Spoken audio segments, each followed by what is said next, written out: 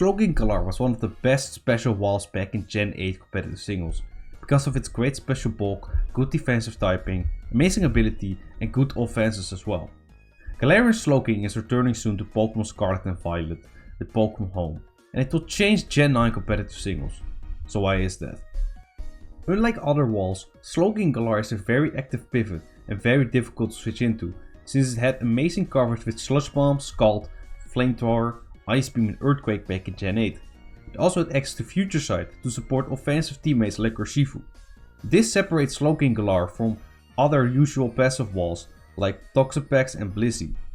With an Assault Vest and an optimized EV spread, it could eat 2 super effective hits from Specs Dragapult, live Surging Strikes from Choice Band Urshifu, and even live a super effective knockoff from Weavile, while hitting them back with good damage in return. Its poison typing made it an excellent wall to fairy types like Tapu Koko, Clefable and Tapu Fini as well. To illustrate how game changing Slowking Galar will be in Gen 9, let's take a look at the current Gen 9 overuse tier.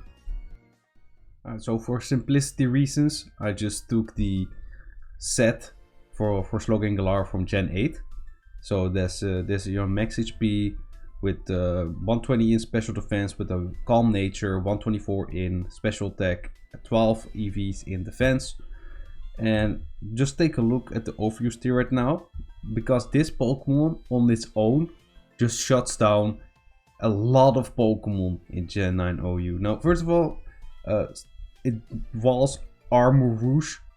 Even I did the calculation, even if Armor Rouge is in Psychic terrain with Expanding Force only does a maximum damage of 41% to Slowking. So that is, it takes at least 2 hits. Second of all, we got my boy Breloom. Now, even though this is a special wall, Breloom Stab cannot really do anything against Slowking because of its poison typing, of course. And it's 4 times resistance against fighting. Unless Breloom rolls Bulldoze, which is, it is used to hit Goldengo as well. So unless this guy has Bulldoze, it cannot really do anything against Slowking. Now, of course, it has Spore, but let's assume somebody on your team is already slept. Now, third Pokemon, that's already 2 Pokemon, but it's a lot of Pokemon. 2 Pokemon, got third Pokemon is Corviknight. Now, it doesn't really wall Corviknight, but it has a good matchup against Corviknight because of Flamethrower. So I'm gonna count Corviknight as well. So that's 3 Pokemon. Then we have Dragapult. Now, already said earlier, this guy can take 2 Shadow Ball specs from Dragapult, which is insane. Though you have to run Ice Beam if you want to hit it back and actually do some damage to it. That's the only trade-off. But still, it can take like Shadow Ball really well. So you can scout it out too with Slowking and just use Regenerator to heal your health back.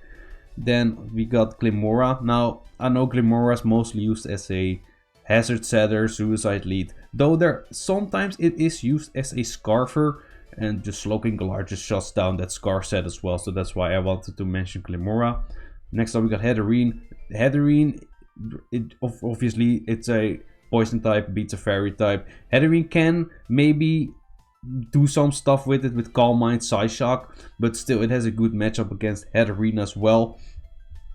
Iron Moth, it literally completely shuts down Iron Moth. Iron Moth cannot do anything. Then we have Iron Valiant. I did the calculation for Specs Psyshock. Specs Psyshock does a maximum of 54% to Slowking. So yeah, it does over half, but it has to be Specs to do that much. So you can just take the hit and just regen back your health and go into resist like a Dark type or a Steel type. So you can very easily play around that. Now, next up, I want to mention this. It can take a knockoff from Meowscarada. It can actually just tank the hit and one-hit KO it back with Sludge Bomb, which is pretty crazy. Of course, it's not a wall, but you can use that if the situation, if the situation occurs, you can do that.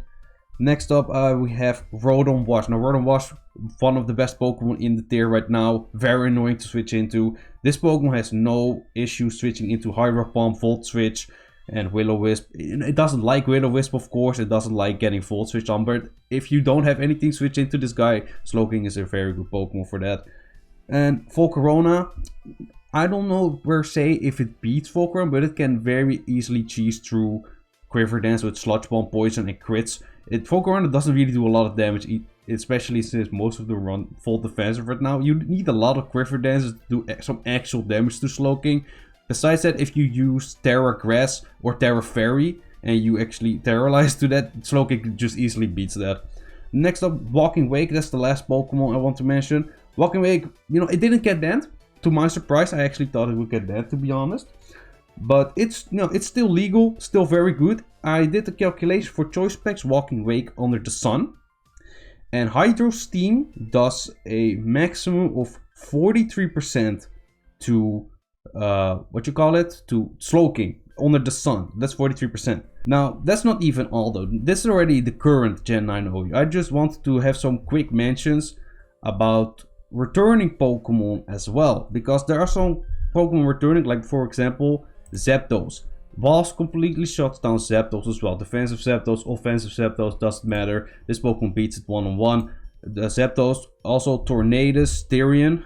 Where's my boy Tornadus Therian at? Tornadus Therian shuts down Tornadus Therian as well. Now last gen, Tornadus Therian could obviously use knockoff to, to get rid of Slowking's Assault Vest. However, Gen 9, Tornadus no longer has knockoff, which means it's even better against Tornadus. Something I also didn't mention is that Slowking did get a little nerf in Gen 9 because it no longer has Scald, which was a great move on its move pool. It always has value, right? You can use it against ground types who want to switch in, get a burn on a physical attacker or something, cripple something with the burn. So yeah, Scald, kind of a nerf, but still, this Pokemon is gonna be very good. So yeah, like I said, Tornadus gets completely shut down. That's not all though, because we have Volcanion, who is also returning. Now I don't know how good Volcanion is gonna be in this meta, but it can shut down Volcanion. The only exception is if you're using choice packs Volcanion on Rain, because that too it kills Slowking. So yeah, that's something you have to be careful for. But if you're running heavy duty boots or just normal choice packs, Slowking has a pretty good matchup against Volcanion too. Next up, Regieleki. No, Regieleki ain't that good in Gen 8, but it might get better in Gen 9 because of Terra Ice and, you know, different meta, who knows. So yeah, it can shut down Regieleki too. Obviously doesn't like taking a Volt Switch, but still, it doesn't really care about whatever Regieleki does. Now, last up, I think that's the last Pokemon. Yeah, the last Pokemon I want to mention, Heatran. Heatran obviously also returning, made a whole video about that, which I will link down below too. So yeah, Heatran, one of the best Pokemon in Gen 8. You know, a very good Pokemon in every generation it's been in. And it's gonna be very good in Gen 9 as well. And it can beat Heatran with Surf and Earthquake, if I'm not mistaken. Or at least very close to it. It's either it can beat it, or it can do a lot of damage. I forgot. So I don't remember that matchup exactly. That's if you're talking about special defensive Heatran mode. But yeah. So it shuts down a lot of Pokemon in the Gen 9 overused tier. I also want to say about Slowking, this move pool, very hard to deal with. You can obviously run a Surf over Ice Beam as well, or you can run the Earthquake, but very hard to switch it. You can also use Psychic over Future Sight if you prefer that. Yeah, Sludge Bomb, Psychic, Flamethrower, Earthquake, Ice Beam, Surf. Sludge Bomb, obviously, 30% chance to poison the target with 90 base power is very good. Very hard to switch into this Pokemon. I mean, if you look at Pokemon that could potentially deal with this, even they can't safely switch in. Like, Clodsire gets 2-hit killed by Psychic. But Garchomp gets obliterated by Ice Beam. Garganacl takes a lot from Surf. Golden Go does not like taking a Flamethrower on the switch.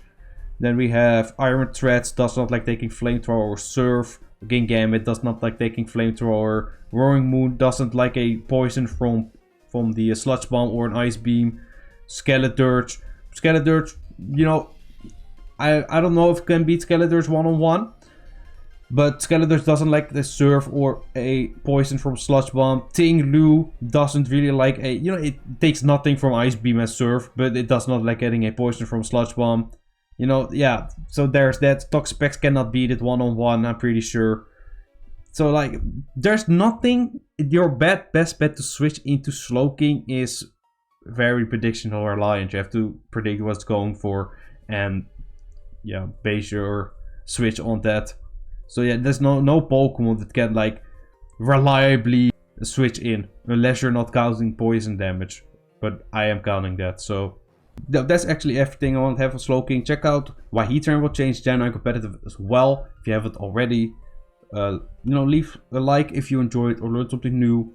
Let me know your thoughts about Slowking, how you think Slowking is gonna fare up in the Gen 9 meta. And thank you for watching, and see you next time.